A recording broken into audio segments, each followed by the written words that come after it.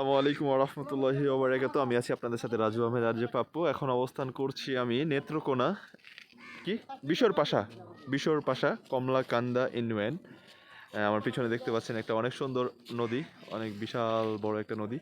এই নদীটা এদিক থেকে প্রবাহিত হয়ে আসছে বাংলাদেশে, মানে ইন্ডিয়া থেকে প্রবাহিত হয়ে আসছে বাংলাদেশে। আর ওই যে ও পাশে দেখতে পাচ্ছেন, ওই যে ওটা হচ্ছে সিলেট।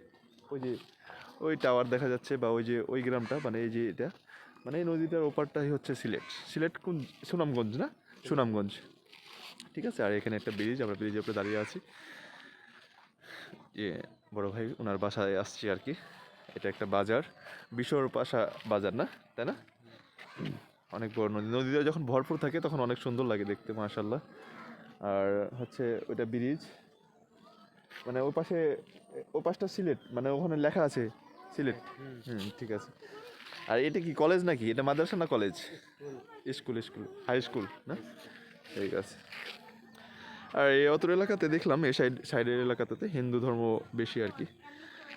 যাই হোক, খুব ভালো সুন্দর এলাকা, খুব সুন্দর, মাশাল্লাহ।